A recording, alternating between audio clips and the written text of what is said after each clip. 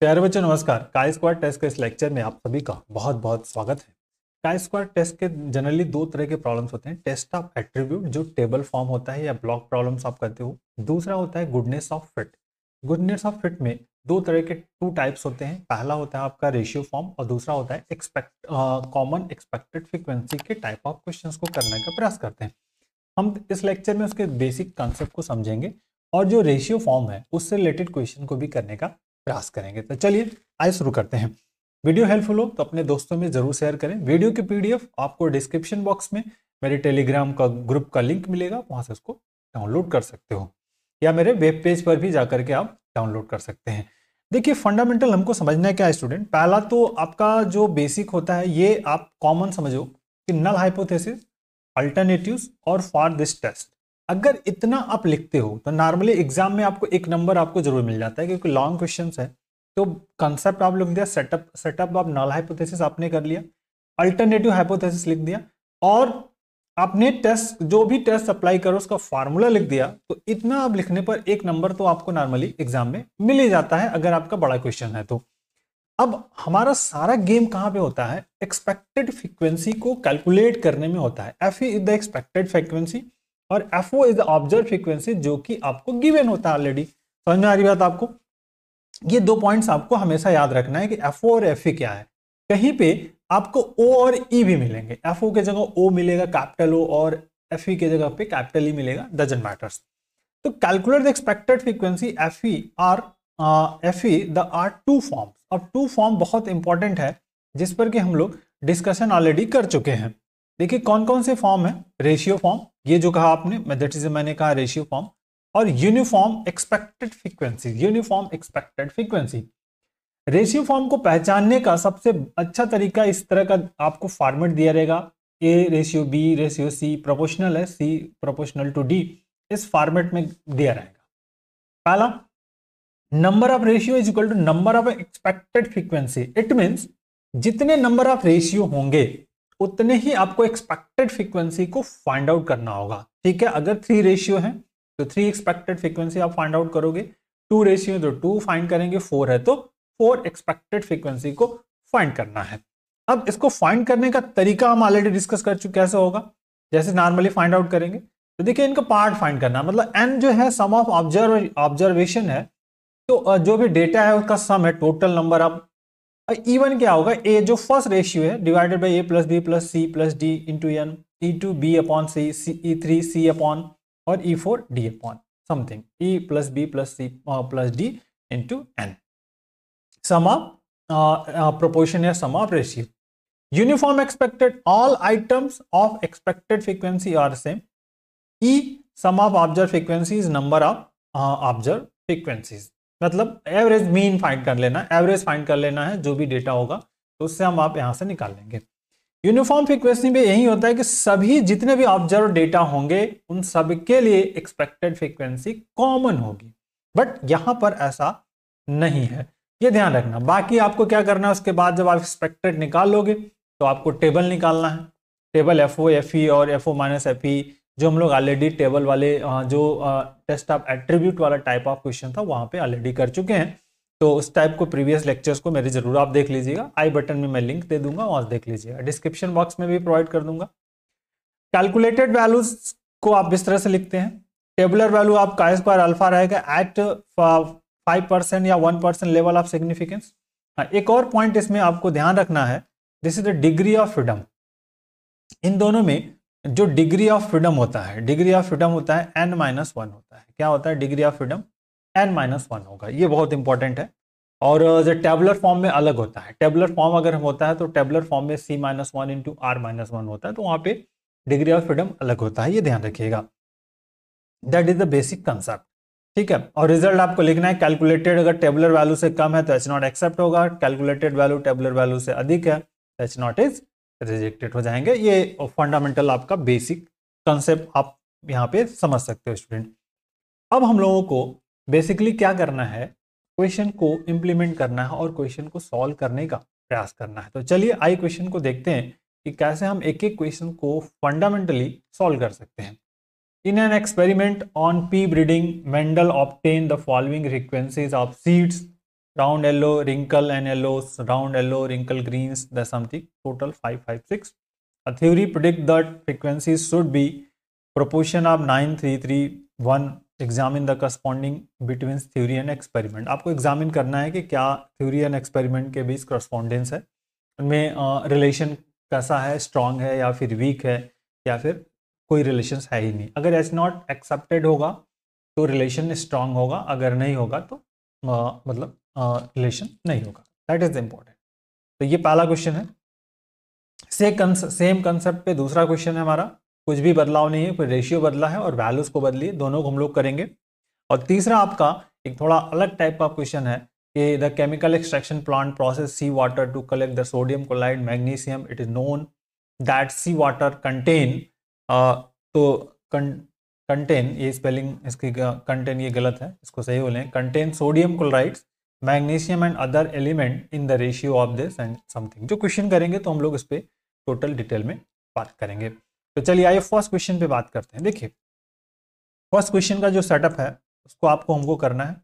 एक एक point two point हम हर एक पॉइंट को समझेंगे और वर्कआउट क्या करना है. सबसे पहले सेटअप द नल हाइपोथेसिस करना है. आपको क्या करना है, नल हाइपोथेसिस को सेट करना है और लिखने का, सॉल्यूशन करने का जो एक एक तरीका है उसको हम लोग, मैं समझाने का प्रयास करता हूं कि आप जैसे एग्जाम में बेटा परफेक्ट नंबर को गेन कर सको. एग्जाम में मेरा टारगेट ये नहीं है कि मैं आपको सिर्फ कोई तरीका समझा दूं. मैं ये चाहता हूं कि आप नंबर एग्जाम में जो भी आपके फुल मार्क्स क्वेश्चन हो, 7 हो, 5 हो, 10 हो, 8 हो, जो भी नंबर आपके एग्जाम में कैरी होते हो आपके यूनिवर्सिटी के अकॉर्डिंग, आप उसको टोटल गेन कर सको.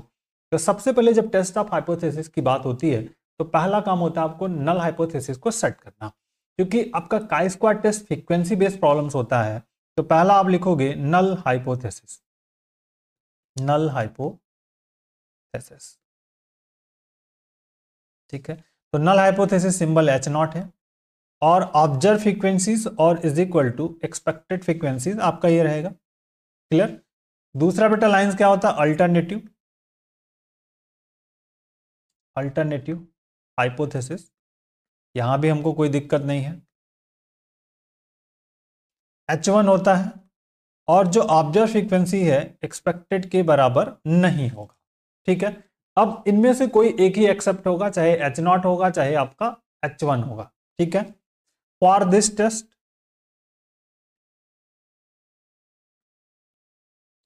Formula chi square, single line खींचनी है और इसको इस तरह से आर्क थोड़ा सा बनाना है ऐसे और इसको स्क्वायर कर देना है. समेशन लगाया, ब्रैकेट में observe minus expected whole square divided by expected frequency. This is the one. ये मेन आपका इस क्वेश्चन के स्टार्टिंग का पॉइंट है कि हम इसी तरह से क्वेश्चन को राइट अप करेंगे. इतना पॉइंट आपको क्लियर हुआ. अगला अब आपको देखना है कि जो प्रोपोर्शन दिया हुआ है, रेशियो दिया हुआ, वो किस फॉर्मेट में दिया है आपको. रेशियो देखिए आपको दिया है 9:3:3:1, ये आपको दिया है. कैपिटल एन की वैल्यू आपको दिया हुआ है, कितना क्वेश्चंस में दिया हुआ है, 556. ये 556 आपका क्वेश्चन का पार्ट है. और एन, स्मॉल एन की बात करेंगे तो स्मॉल एन आपको देखिए कितने नंबर ऑफ डेटा है, 4 है. 1 2 3 4, तो टोटल 4 डेटा है. तो that is the small N का मान 4. अब यहां से क्वेश्चन की स्टार्टिंग होगी. तो सबसे पहले हमको एक्सपेक्टेड फ्रीक्वेंसी की बात करनी होगी कि एक्सपेक्टेड फ्रीक्वेंसी क्या है.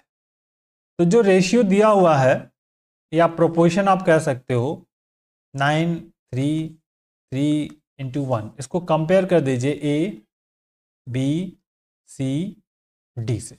तो we come A is equal to 9, B equal to 3 बेटा, सी इक्वल टू क्या आ जाएगा, also 3 and D is equal to 1. तो इनका सम कर लीजिए क्योंकि हमको फार्मूले में जरूरत होती है. सम ऑफ रेशियो या सम ऑफ प्रोपोर्शन जो है that is the A plus B plus C plus D. कितना हो जाएगा आपका 9 + 3 + 3 + 1, 9 3 12 4 16 हो जाएंगे, 16 हो जाएगा आपका. That is the sum of ratio. अब बात आती है एक्सपेक्टेड फ्रीक्वेंसी को फाइंड करने की. तो चलिए एक्सपेक्टेड फ्रीक्वेंसी को हम लोग फाइंड करते हैं, पहला एक एक करके. Expected frequency.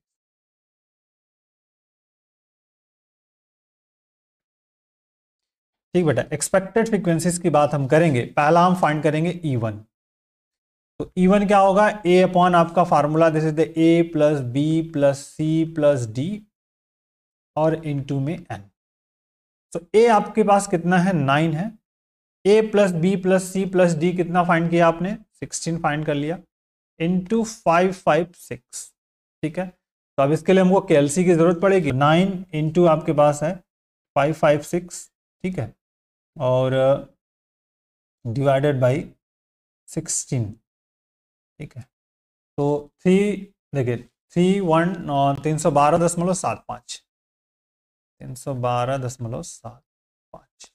तो E1 इसको आप राउंड ऑफ करके भी लिख सकते हो, राउंड ऑफ करेंगे तो इसको हम लोग लिख सकते हैं 313। ठीक है, बहुत ज्यादा डिफरेंस नहीं होगा, तो ये ध्यान रखिएगा कितना होगा, E1 की वैल्यू होगी 313। E2 की बात करते हैं। E2 क्या आ जाएगा, B upon A plus B plus C plus D into में एन। तो बेटा बी आपका पास 3 है, 3/16 इंटू 556। ठीक है, तो दैट इज इंपॉर्टेंट, अगेन कैलसी। तो 3 इंटू 556 डिवाइडेड बाई 16, तो आ गया आपका 104.25 104.25। तो इसको 104 लिख सकते हैं हम। E2 की क्या राइट अप कर सकते हो आप, E2 इक्वल टू 10। कैलकुलेशन आसान हो जाए, ठीक है, तो कैलकुलेशन आसान करने के लिए राउंड ऑफ कर ले रहा हूं, अदरवाइज आप जैसा आ रहा वैसा ही पुट करो, कोई प्रॉब्लम्स नहीं है। E3 C upon A plus B plus C plus D into में क्या आएगा बेटा, एन। तो already 3/16 and into 556। So again we calculate this, we get the here 104.25 और here is also 104 right up, और E4 so D upon A plus B plus C plus D और into में, so D is 1 और upon 16 into 556, so then we get simple, divide कर लीजिए 556 divided 16, तो 34.75 और round of कर लिया स्टूडेंट, तो कितना आ जाएगा 35। तो देखिए सभी वैल्यूज हमने E1 E2 E3 E4 को फाइंड आउट कर लिया है। अब आपको क्या करना है, एक्सपेक्टेड फाइंड आउट हो गए, अब आपको टेबल को क्रिएट करना है। समझ में आ रही बात, आपको क्या करना है बेटा, टेबल बनाना है। तो टेबल आप बनाएंगे और कहीं भी गलती नहीं होनी चाहिए, बहुत ही बारीक से टेबल को आपको क्रिएट करना है। So now become the table. देखो आप टेबल जैसे बनाओगे काई स्क्वायर टेबल, तो पहला आता है ऑब्जर्व फ्रीक्वेंसी, दूसरा आता है एक्सपेक्टेड, फिर ऑब्जर्व माइनस एक्सपेक्टेड, फिर ऑब्जर्व माइनस एक्सपेक्टेड का होल स्क्वायर और डिवाइडेड बाय एक्सपेक्टेड फ्रीक्वेंसीज। ये आपका टेबल का फॉर्मेट है। ठीक, तो टेबल में जो वैल्यू हमारे पास पहला है 315 है, इसके बाद 101 है, ये क्वेश्चंस में आपका जो फॉर्मेट दिया है 101 108 और 32, उसी के अकॉर्डिंग हमको सारा काम यहाँ पे करना है। तो 315 हो गया, उसके बाद क्या है आपके पास 101 और 108 एंड 32। ठीक, इसके करस्पॉन्डिंग में हम लोगों ने एक्सपेक्टेड फ्रीक्वेंसीज को फाइंड आउट किया। एक्सपेक्टेड फ्रीक्वेंसी क्या फाइंड हुआ, 313 फिर 104, तो दिस इज द 313 104 104 एंड 35। अब इन दोनों का डिफरेंस निकालना है, तो इन दोनों का डिफरेंस निकाल लेंगे। 315 माइनस 313, तो क्या निकल जाएगा, 2 निकल जाएगा, सीधा सीधा क्या फाइंड हुआ, 2। यहाँ पे माइनस किया तो -3 हो जाएगा, और फिर यहाँ पे यहाँ पे 4 आ जाएगा, और here is the -3। Okay, 4 and -3, clear हुआ। अब स्क्वायर करना, तो सिंपल सा हो जाएगा, ये 4 अपॉन कितना आ जाएगा, 313। तो 4/313 की वैल्यूज आप निकाल लेते हैं यहाँ से, 4/313 सिंपल, तो दैट इज द 0.0127। 0.0127, इतनी वैल्यूज हमारे पास आ जाएगी। प्लस यहाँ स्क्वायर है तो -3 का स्क्वायर करोगे आप तो 9 आएगा, तो 9 बटे में कितना आ जाएगा 104, 9/104। सो दैट इज द 9/104 की वैल्यू देख लेते हैं आप, 9 डिवाइडेड बाई 104 कितना आ जाएगा 0.0865, 0.0865। और फिर यहाँ 4 का 16 हो जाएगा, 16/104, तो this is the 16/104, 16 divided by 104 आ जाएगा 0.1538, तो 0.1538। और यहाँ हो गया 9/35, -3 का स्क्वायर, -3 का स्क्वायर 9, -9 तो 9/35, माइनस का प्लस हो जाएगा, सिंपल। तो दैट इज हियर क्लियर, 9/35 कितना हो गया 0.2571, 0.2571, तो 0.2571 ये वैल्यू आ गई। अब इसी को आपको क्या कर लेना है, ऐड कर लेना है और कैलकुलेशन देख लेना है कितना आ जाएगा, और ये कैलकुलेशन वैल्यू ही इसका आपको निकल जाएगा summation FO minus FE whole square upon FE, that is the values. तो कैलकुलेट करिए और इसको देखिए क्या वैल्यू फाइंड आउट होती है हमारी। चलिए देखते हैं, इसको ऐड करते हैं, कितना है आपका 0.0127 प्लस 0.0865 प्लस 0.1538 प्लस 0.2571, 0.5101, ठीक है 0.5101, ये वैल्यूज इसकी आ जाएगी 0.5101। तो एग्जैक्टली वैल्यू आ रही है 1027, मैच कर ले रहा हूँ, 1538 आ गया है, 1538 है यहाँ पे, और 257। तो राउंड ऑफ करके इसी के आसपास वैल्यू आएगी, कोई दिक्कत नहीं है। बट अगर कोई वैल्यू मिस हो रही है तो आप इसको अगेन चेक कर सकते हैं, डेट इज इम्पॉर्टेंट, ठीक है सही। आई थिंक आपको सारा पैटर्न्स क्वेश्चन का समझ में आ रहा होगा कि हम लोग इसको कैसे कर रहे हैं, ठीक है बेटा। ये लॉजिकली है, अगर कहीं मिसिंग हो रही है तो आप इसको जरूर अपने लेवल से करेक्ट करोगे, एक एक पॉइंट को करेक्ट करते चलेंगे, बट एक बार मैं फिर से कोशिश करूंगा इसको करेक्ट करने की। तो चलिए आइए इसको हम लोग करेक्ट करते हैं, जैसे कि बेसिक हमारे पास है, तो एक एक पॉइंट को मैं फिर से यहाँ पे चेक करने की कोशिश करूंगा और देखेंगे। पहला क्या है, तो 2 है तो 4 हो जाएगा, 4/313 है, दैट इज इम्पॉर्टेंट। 127 है, कोई दिक्कत नहीं। दूसरा क्या हो जाएगा 9 -3 का स्क्वायर 9 हो जाएगा, 9 अपॉन कितना हो जाएगा 104, तो 9/104 की वैल्यू कितनी है 0.0865, 865 लिख लिया, कोई दिक्कत नहीं।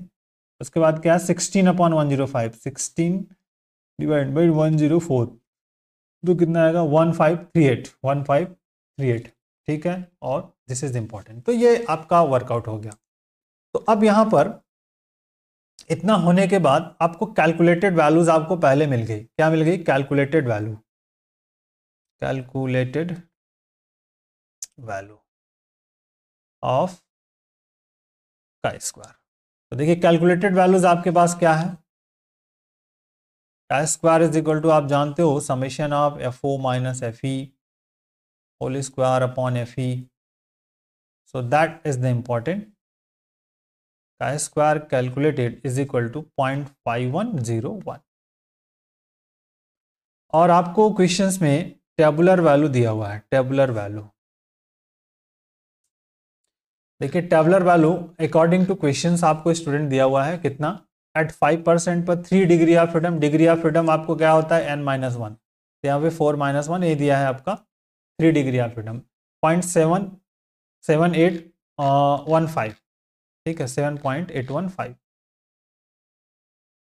का स्क्वायर अल्फा, अल्फा या फिर तो 7.815, ठीक। या का स्क्वायर 0.005, 5% दिया है तो 0.5 भी लिख सकते हो। तो आप देखो यहाँ पे क्लियर दिख रहा है कि जो कैलकुलेटेड वैल्यू है आपकी वो टेबुलर वैल्यू से बेटा कम है, ठीक है।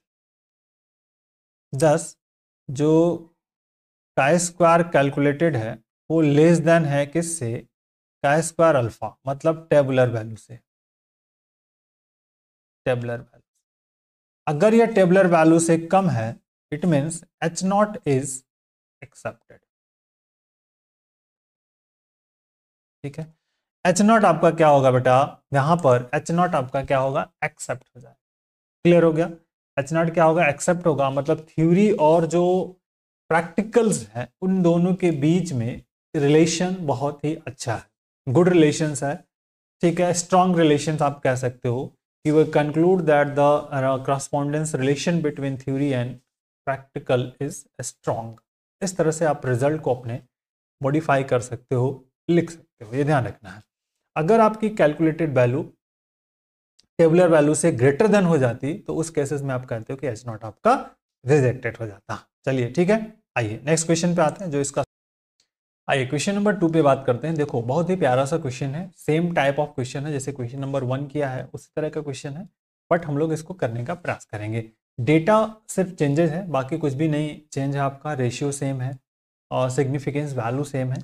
तो हर एक पॉइंट को हम लोग फिर से करेंगे, इसी पॉइंट को समझेंगे बहुत आसानी से और इजी वे में करने का प्रयास करेंगे। देखिए रेशियो आपको दिया हुआ है, तो पहला जो सोल्यूशन का मेन की वर्ड होता है तो वो तो आपको लिखने आना ही चाहिए। सोल्यूशन मतलब हम लोगों को क्या लिखना है, सबसे पहले आपको नल हाइपोथेसिस को सेट करना है, तो सेट ऑफ नल हाइपोथेसिस आप लिखेंगे। दिस इज इंपॉर्टेंट, बहुत बेसिक सा कंसेप्ट है कि नल हाइपोथेसिस को आपको सेट करना है। तो नल हाइपोथेसिस हर एक क्वेश्चन में लिखेंगे, इसमें कोई दुविधा नहीं है। नल हाइपोथेसिस एच नॉट जो है और फ्रीक्वेंसीज ऑब्जर्व और equal to expected and alternative, alternative alternative hypothesis, ठीक है। अल्टरनेटिव हाइपोथेसिस जो आपका है H1 है और FO जो है इज नॉट FE के बराबर नहीं होगा। क्लियर, FO FE नहीं होगा। और फॉर दिस टेस्ट जब हम फार्मूला लिखेंगे स्टूडेंट तो काई स्क्वायर सिंपल फार्मूले सिंबल वगैरह आप सही से बनाइए, that is important. FO minus FE and whole square upon FE।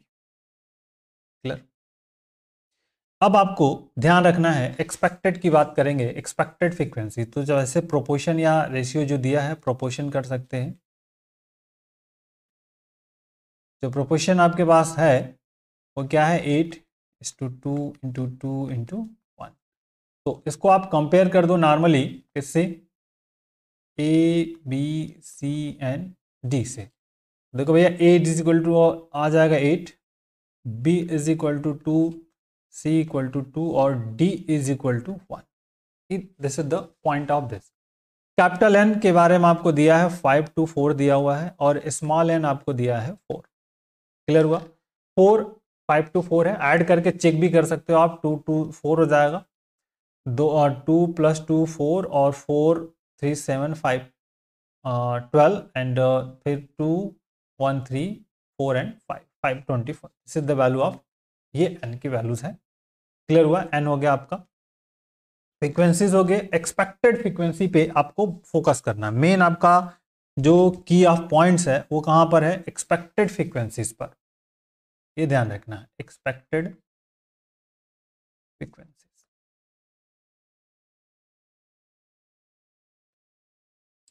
तो पहले जो एक्सपेक्टेड फ्रीक्वेंसी होगी E1 होगा और A upon A plus B plus C plus D into में क्या आएगा, N आएगा, ठीक है, N आएगा। तो अब A आपके पास 8 है, कोई दिक्कत नहीं है, A plus B plus C plus D. तो अगर इसको आप ऐड कर लेते हैं तो बहुत अच्छा रहेगा, A plus B plus C plus D, क्योंकि सब में आना है तो 8 + 2 + 2 + 1, 10 2 12 1 13 13, 8/13 इंटू में आपका आ जाएगा 5 to 4।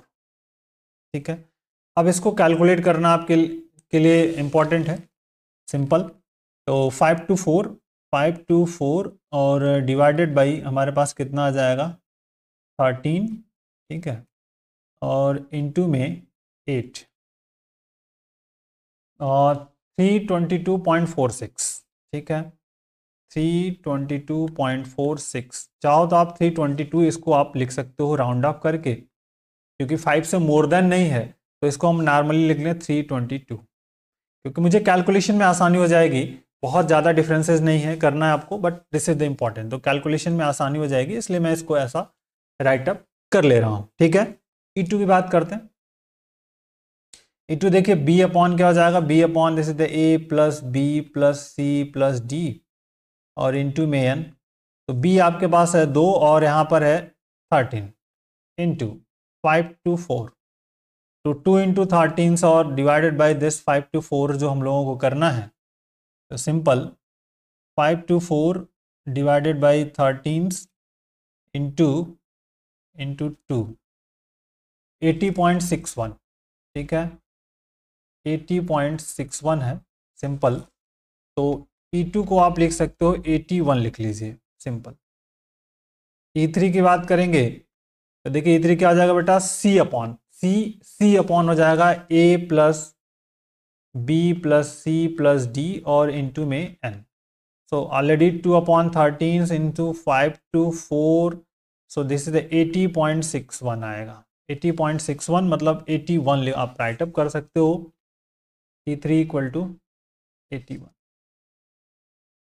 और E4 की बात जैसे ही आप करोगे, E4 क्या हो जाएगा, D upon, so D upon A plus B plus C plus D और इंटू में n, सो D की वैल्यू 1/13 इंटू 5 to 4, ठीक है, सो that is the important.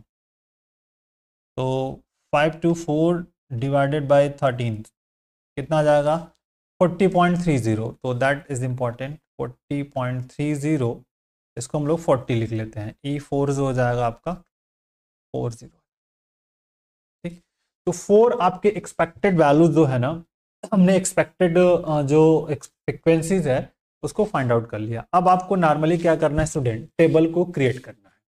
Round up आप करके लिख सकते हो, कोई ऐसा बहुत इशू नहीं है, बट अगर जहां तक कोशिश करो आप जो एग्जैक्टली वैल्यू आ रही है उसी से आप कैलकुलेट करो तो परफेक्टली आंसर आएगा।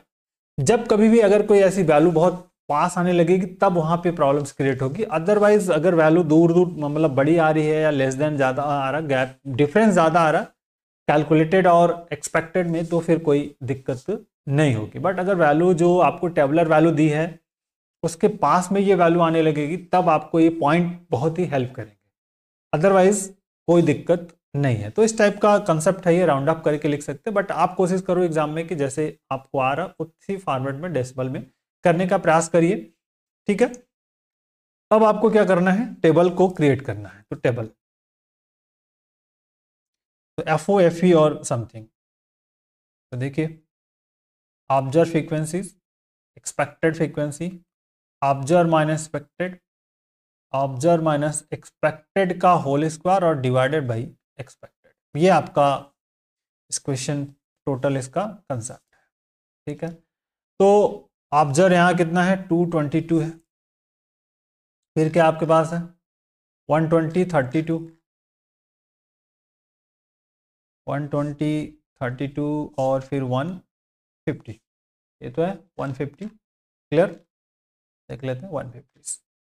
अब आपके पास क्या क्या वैल्यूज निकाली है, 322, 322, ठीक। नेक्स्ट 322 है, 81 81 81 81 एंड 40, ठीक। अब कह रहे हैं इनका डिफरेंसेस निकाल लेना है, तो डिफरेंस निकाल लीजिए, देखिए डिफरेंस यहाँ पे आ जाएगा -100, यहाँ क्या आएगा -41, ठीक है, -41 आ जाएगा। और यहाँ पर इसमें से इसको माइनस कर देंगे, 141 नहीं आएगा, और दिस इज द इम्पॉर्टेंट, कुछ तो गलत कर रहा हूँ, 39 आ जाएगा, इसको माइनस हम लोग कर रहे हैं, तो 39, यहाँ 1 में से 9 आ जाएगा और फिर यहाँ पे 11 में से 3 चला जाएगा, तो 39 है। उल्टा हो जाएगा, यहाँ पे 9 फिर से इसमें से माइनस करेंगे 11 में से 2, तो आपका 9 आ जाएगा, यहाँ पे 7 7 में से 3 चला जाएगा 49 हो जाएगा, दैट इज द इम्पोर्टेंट 49, ठीक है। एंड इसमें माइनस करेंगे तो 110 हो जाएगा और यहाँ पे ये माइनस है, clear. That is important. 32 minus 81, तो सिंपल 32 माइनस 81 आपका -40, ठीक है। अब आपको इसको वर्क करना है और फिर मल्टीप्लाई करके इसकी वैल्यूज को निकालना है। तो -100 का square divided by 322 is equal to 39 का स्क्वायर डिवाइडेड बाई 81 -49 का square divided by 81, 110 square upon 40। अब इसको आपको कैलकुलेट करके वैल्यू मुझे बतानी है। नॉर्मली आपको यहाँ पे लिख सकते हो 100 का मल्टीपल तो 100, 1 2 3 4 हो जाएगा और डिवाइडेड बाई कितना आपका 322, तो आ गया 31.05, 31.05 इसकी वैल्यू आ जाएगी 31.05, ठीक है। अब आते हैं 39 और डिवाइडेड बाय दिस, तो 39 इंटू 39, ठीक है, डिवाइडेड बाई 81 कितना आ जाएगा 18.77, ठीक है, 18.77, 18.77 यहाँ पे 49 इंटू 49 डिवाइडेड बाई 81, ये तो है, और 29.64, 29.64। अब यहाँ पे ये सबसे तगड़ा वाला है 10, तो 1 2 1 111 का 2 डबल 0 हो जाएगा और फिर 121 हो गया ना, और दिस इज इम्पॉर्टेंट, और डिवाइडेड बाई आपका कितना है 40, 302.5, 302.5, ये इसकी वैल्यूज है। अब आपको इसको क्या करना है, ऐड करना है, that is the important. Clear concept आपको ये समझना है कि हम कैसे वैल्यू को रीहैंडल कर रहे हैं। तो अब ये आपका फंडामेंटल आ रहा था। अब आपको इसको क्या करना है, सिंप्लीफिकेशन करना है। क्या करना है आपको, सिंप्लीफाई करना है। तो चलिए सिंप्लीफाई करिए और देखिए ऐड कर देना है, सिंपल एडिशन आपको निकालना है। This is summation of FO minus FE whole square upon FE, ठीक है बेटा। देखो अब इसको एडिशन बहुत इंपॉर्टेंट है, एडिशन में गलती नहीं होनी चाहिए। सिंपल इसमें वर्क करेंगे हम लोग। तो 302.5 तो हो गया है। अब इसी में क्या करना है, आपको ऐड करते चले जाना है। सिंपल जो वैल्यूज निकलेगी और उसमें फोकस आउट करके हम लोग बात करेंगे। या ऊपर से ऐड करते हैं 31.05 प्लस 18.77 प्लस आपका 29.64 प्लस 302.5, टोटल आ गया 381.96, ठीक है, 381.96, ठीक। तो दैट इज द इम्पॉर्टेंट। अगर आप इसको राउंड ऑफ न करते तो जो वैल्यू आती है थोड़ा सा कम आती, 378 पॉइंट समथिंग करके आसपास वैल्यूज आती, तो डजेंट मैटर। जो हमने यहाँ पे ये राउंड ऑफ कर लिया है, अगर आप इसको राउंड ऑफ ना करते तो आपको जो आंसर आता वो आता 378 पॉइंट समथिंग, 37 के आसपास आंसर आता। तो इसमें कोई प्रॉब्लम्स नहीं है, ये भी सही है। और जो हम लोग विदाउट राउंड ऑफ करके करेंगे वो भी सही होगा, ठीक है। अगर कहीं मिसिंग हो तो आप मुझे जरूर बताने का प्रयास करें। मैं एक तरीका आपको सिर्फ बताने की कोशिश कर रहा हूँ स्टूडेंट, कि कैसे हम लोग क्वेश्चन को सिंप्लीफिकेशन करते हैं। तरीके को, आपको पैटर्न को समझना है। तरीका अगर आप समझ पा रहे हो तो then you can solve the easily problems, ठीक है। इसमें कोई दिक्कत आपके लिए नहीं होगी। अब अगर आपकी कैलकुलेटेड वैल्यू निकल गई है काई स्क्वायर की, अब कैलकुलेटेड अगर निकल गई है तो आपको क्या करना है, टेबुलर वैल्यू से तुलना करना है, कंपेयर करना है और अपने रिजल्ट्स को राइट अप कर लेना है। तो यहां सीधा सीधा दिख रहा है, बहुत आसान सा कंसेप्ट है। यहाँ पे क्या वो टेबुलर वैल्यू जो आपकी है, this is the tabular value, tabular value दिया हुआ है काई स्क्वायर अल्फा जो दिया है 7.815 दिया है क्वेश्चन में। ये दिया है, देख लेते हैं। टेबुलर वैल्यूज 815, ठीक है। इसको 5% करते हैं, 3 डिग्री ऑफ फ्रीडम पे कह रहे हो आप, एंड कैलकुलेटेड ये आपने निकाला है, कैलकुलेटेड काय स्क्वायर कैलकुलेट, क्या जो आपने फाइंड किया 381.96, मतलब 382 के आसपास, कोई दिक्कत। तो क्योंकि यहां पे आपको क्लियर दिख रहा है स्टूडेंट कि कैलकुलेटेड जो है आपका ग्रेटर देन है काय स्क्वायर अल्फा से, इट मीन्स एच नॉट जो होगा आपका, H not is rejected. It means theory और जो आपका प्रैक्टिकल्स है उनके बिटवीन कोई भी रिलेशंस नहीं होगा, क्योंकि बहुत बड़ी क्वांटिटी आ रही है जहां पे ये एरर की बात, या एक तरह समझो कि बहुत बड़ा है, बहुत लार्ज बड़े पैमाने पे आ रहा है, तो उनके बिटवीन कोई भी रिलेशंस नहीं है, कोई भी रिलेशन नहीं है। इस पॉइंट को आपको ध्यान रखना है, ठीक है। चलिए आइए क्वेश्चन नंबर 3 पे बात करते हैं। थर्ड जो है इस सेम टाइप ऑफ क्वेश्चंस है, बट अब थोड़ा लॉजिक बेस है, थ्योरी बेस क्वेश्चंस है। तो क्वेश्चन नंबर 3 पे हम फोकस करते हैं और क्वेश्चन नंबर 3 को समझने का प्रयास भी करते हैं।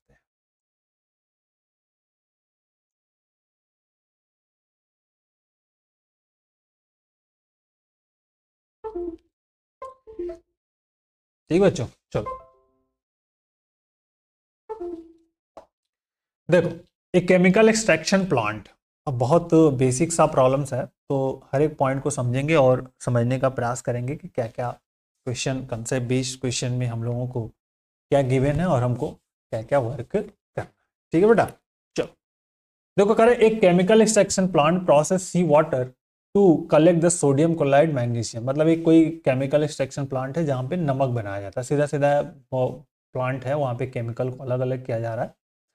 Collect the sodium chloride and magnesium collect कर रहे हैं। It is known that sea water contain की स्पेलिंग गलत है, आप उसको सही कर लीजिएगा, contain sodium chloride magnesium and other element. 3 points है उसमें आपके, पहला सोडियम क्लोराइड है, दूसरा मैग्नीशियम है, और तीसरा क्या है आपका अदर एलिमेंट्स है। अदर एलिमेंट्स को हम लोगों को देखना पड़ेगा कि अदर एलिमेंट क्या आते हैं, ठीक है। ये आपका गलत है, इसको आप सही कर लीजिएगा, इट इज इंपॉर्टेंट, कंटेन चाहिए, ठीक है, दैट इज सोडियम। तो अदर एलिमेंट भी है, तो अदर एलिमेंट कितना है वो भी आपको निकालना पड़ेगा, फिर आगे फोकस आउट करेंगे। उनका रेशियो आपको दिया हुआ है कि अगर 62%, मतलब एक तरह से आप मान के चलो एक 100 में 62% क्या है, सोडियम क्लोराइड है, 4% मैग्नीशियम है, और अदर जो एलिमेंट है वो 34% है। करेंगे sample of 200 ton of sea water has resulted, आपने 200 टन सी वाटर लिया है, जिसमें रिजल्टेड क्या है, 130 टन आपका सोडियम क्लोराइड है, 6 टन मैग्नीशियम है, एंड अदर एलिमेंट जो बचा है वो होगा, ठीक है। Are these data consistent with known composition of sea water at 5% level of significance, आपसे ये क्वेश्चन पूछ रहा है कि है कि नहीं है, गिवन दैट वैल्यू दी है 5.991। ये फंडामेंटल कंसेप्ट है। तो एक एक करके पॉइंट को समझो आप, क्या क्या आपको मैंने बार बार कहा है कि आपको क्वेश्चंस को लगाने का परफेक्ट तरीका आपको पता होना चाहिए, जिससे कि आप नंबर को गेन कर सको। तो पहला पॉइंट आपका ये रहता है कि आप क्या लिखते हो, नल हाइपोथेसिस, सेटअप करना होता है नल हाइपोथेसिस को। तो नल हाइपोथेसिस हम लोग सेट करेंगे, इसकी वैल्यू होती है H0, ऑब्जर्व फ्रीक्वेंसीज और इक्वल टू एक्सपेक्टेड। दूसरा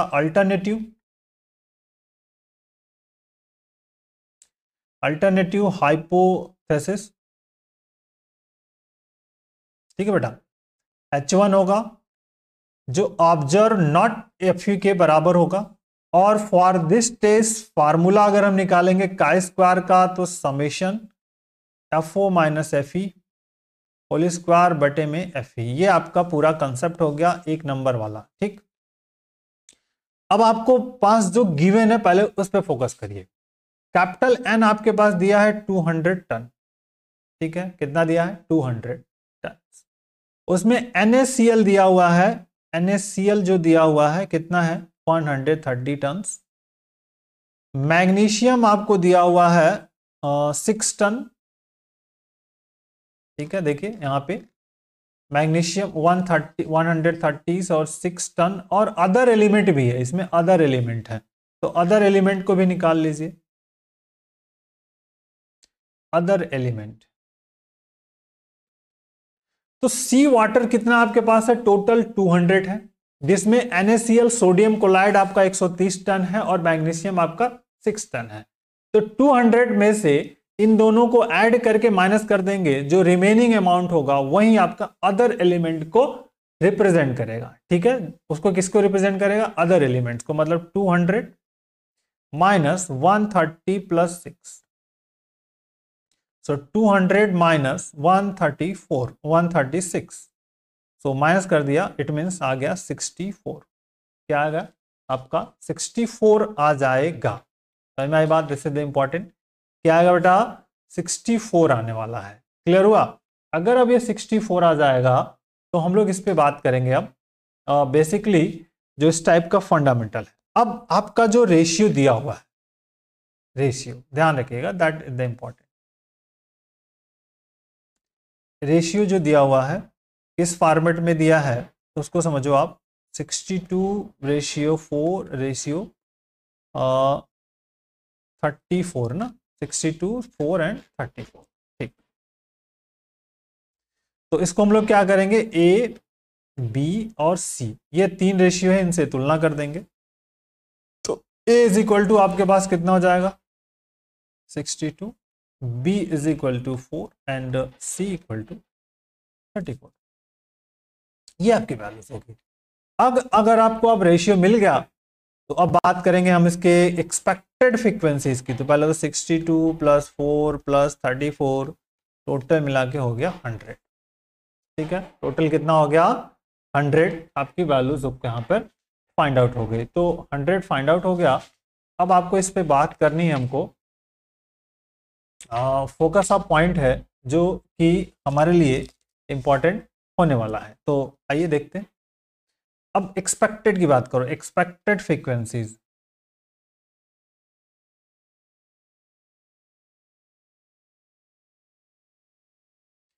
तो एक्सपेक्टेड फ्रीक्वेंसीज में पहला अगर हम फाइंड करें E1, तो क्या आ जाएगा A upon A plus B plus C और इनटू में जितने नंबर आप डेटा रहेंगे उतने नंबर आप एक्सपेक्टेड फ्रीक्वेंसीज आपको फाइंड आउट होगी। तो तीन रेशियो है, सॉरी 3 रेशियो है, तो उतना ही फाइंड आउट होगा। ए की वैल्यू है 62 बटे में ए प्लस बी प्लस सी कितना आ गया आपका 100 आ गया, तो दैट इज 100 और इंटू 200, एन कमांड 200 है तो कैंसिल हो जाएगा, 2 2 जा 4 और 2 6 जा 12, 124। E2 की बात करेंगे बेटा, तो B अपॉन क्या हो जाएगा A plus B plus C into में n। B की वैल्यू आपके पास कितनी है 4 है, तो 4 अपॉन 100 इंटू 200 और is equal to 8। And E3 C upon A plus B plus C और इंटू में n आएगा बेटा। C की वैल्यू है 34 अपॉन 100 इंटू 200, सो कैंसिल करके आ जाएगा आपका 68।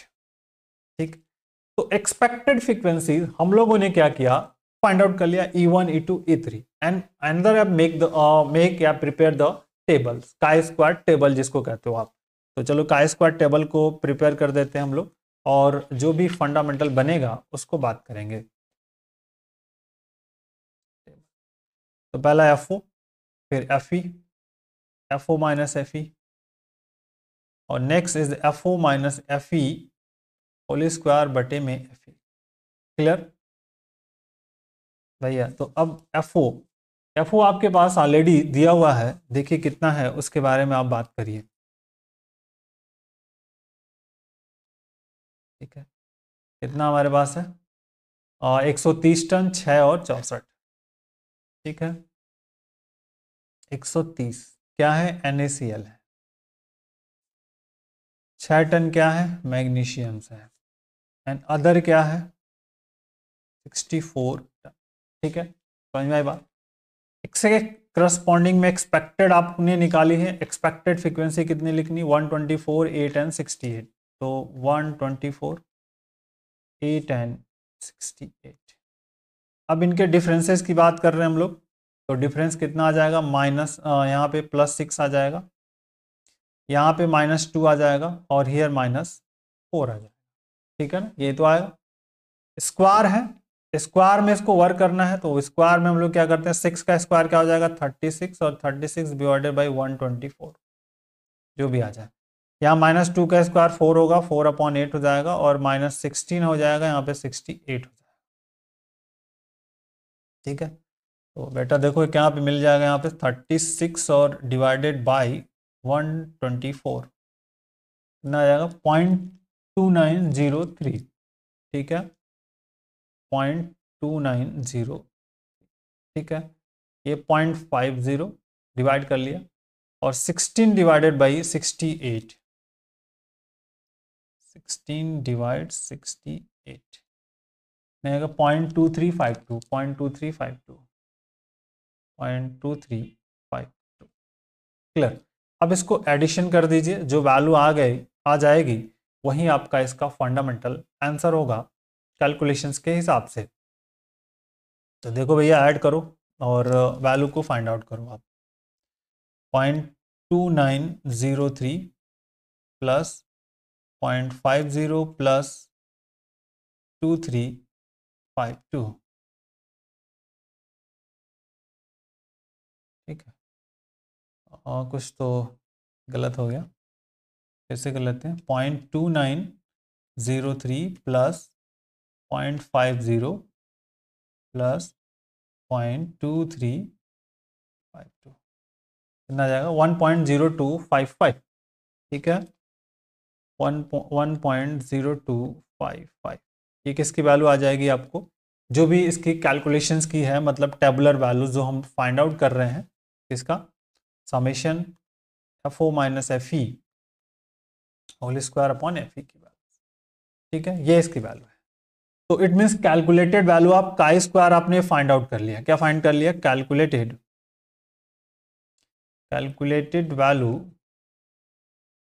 ऑफ काई स्क्वायर कितना फाइंड आउट हो गया 1.0255, क्योंकि यही तो निकालना था। और टेबुलर वैल्यूज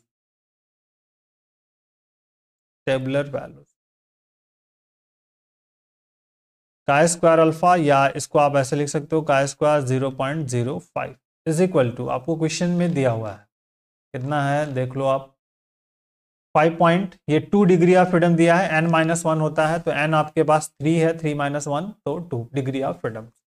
n आपके पास 3 ही है, ये ध्यान रखिएगा, 3 डेटा है आपके पास। 5.991, 5.99 आपको अब क्लियर ये दिख रहा है कि जो कैलकुलेटेड है, ये जो कैलकुलेटेड है वो टेबुलर वैल्यू से कम है। इट मीन्स ये क्लियर है कि जो काई स्क्वायर कैलकुलेटेड है वो लेस देन है काई स्क्वायर अल्फा से। It means H0 is accepted.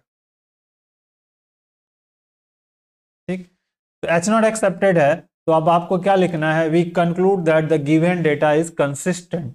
ठीक है, we conclude that the given data is composition of sea water या consistent with the known composition of sea water। ठीक है, तो दैट इज इंपॉर्टेंट। रिजल्ट आप तो लिख लीजिए, सीधा से लिख सकते हैं, we conclude that the given data is consistent, ठीक, with known composition with the